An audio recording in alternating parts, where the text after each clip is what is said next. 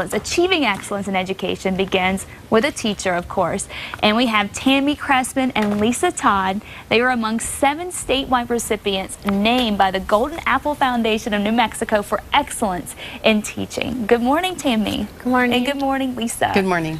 We're really glad to have you here. Now, Tammy teaches art at Madison Middle School, and Lisa teaches math at Taylor Middle School. And Tammy, your motto is art leaves no child behind. Can you tell us a little bit about why you believe this is so important in shaping children's lives?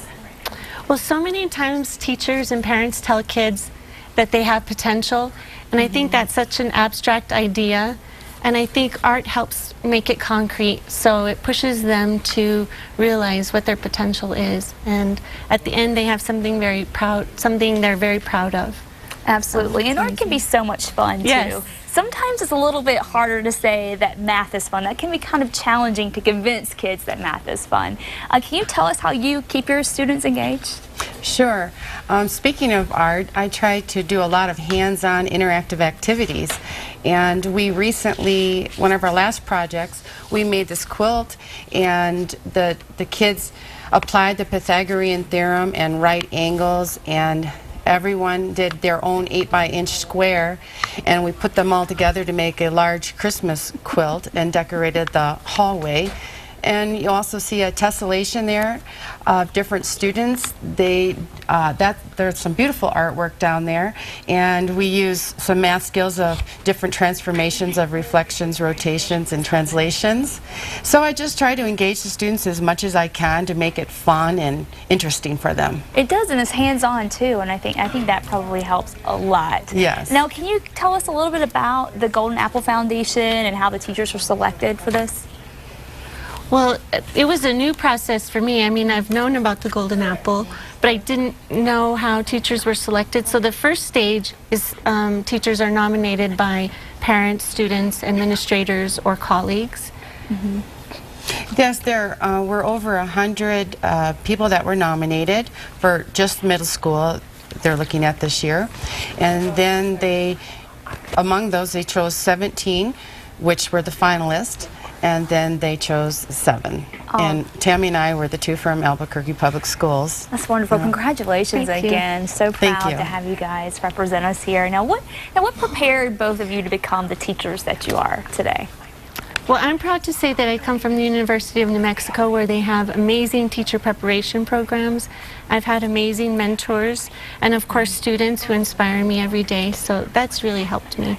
And for me, with my 25 years experience of teaching, experience for sure, and I also went through the National Board Certification Program, which really added a lot to my teaching skills. And working with great colleagues and a very supportive administration, my principal, Mike Bateson's just wonderful, and that means a lot to me. Now, what are some of the challenges that you think that you face today? Are there any tough spots that you have with art or with math, do you feel like?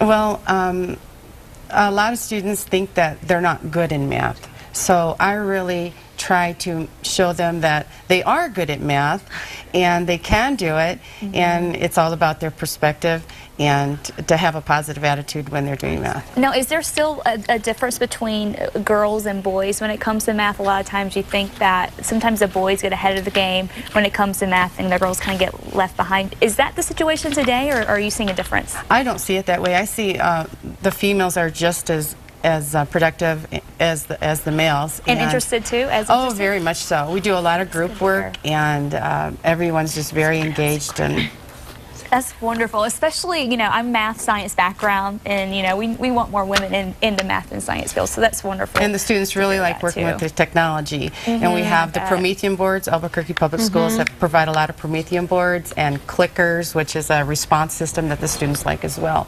Now, you lead, it's called an Aftermath Education, which is held during the winter and summer breaks. Can you explain that program? Sure. Aftermathcamp.com. It provides students with an opportunity to increase their math and science skills to help them pass the SBA, because in the future the law may be that you have to prove you're proficient on the SBA in order to get a diploma versus a certificate of completion. So we provide them, we have a camp coming up in December right after Christmas break for 4 days, and most of the kids are on a scholarship, which is a sliding scale for them, and we have science projects in the morning followed by math lessons. We have career guest speakers, physical activity followed by tutoring. We make it, and we even have a rock wall and an air balloon coming. We just make it a lot of fun, and at first the kids the parents are dragging them to the camp because they don't want to give up their Christmas break or summer break, but then after they're there for a half hour, they can't wait to participate. It's a lot of fun. They love it. That sounds great. Now let's talk about inspiration, and Tammy, art is all about inspiration a lot of times. How do you inspire your students? I think one of the things that my students know about me is I'm very passionate about what I teach, and they kind of get that inspiration from me, but we get to see so many different wonderful artists, and I think also the projects that I engage students with inspires them to be creative and express themselves as much as they can. Now, do you have some of those aha moments where you feel like you've finally broken through and reached out to a student and things have started to click? Can you tell us about that? Well, just like Lisa, I have kids that come into my class and they say, Miss Crespin, I'm not very good at art. I love that when they tell me that, because then I'm thinking, oh good, I get to prove to them that they can do art. And when they finally come to me and they say, I didn't realize I could draw or I could paint, those are my aha moments. Oh, that is wonderful to hear. Now let's talk about some of the pieces that we have here you guys have brought in with us. What do we have here? What is this? These are paper mache sculptures that my students just completed with their 3D art unit. And so I'm very proud to bring these because they worked really hard on them. Wow, that's really impressive. And so some of these very students who probably said, I can't do art. And yeah, right. Yes, that's right. Look at them now. And now, and one more, did you have an aha moment that you wanted to share with? Well, I do. The aha moments come when I personalize the math activity we're doing. And we recently used our math skills and applied it to summarizing the data. We did a fundraiser for the Albuquerque Children's Christian Home here in Albuquerque, and the students raised over $1,200 for those orphans. And ACCH is still looking for donations, and the students were just so excited to know that they made a difference in the community. Well, that is wonderful. Thank you so much again for being here this morning, and congratulations to you. Thank you. And of course, we want to mention that KRQE and CASA are media sponsors of the Golden Apple Teacher Award. We're going to have more coming back up, so don't go away and don't let your holiday celebration go to the dogs. Coming up next, we'll tell you how to keep your furry companions safe and sound during the hustle and bustle of the season.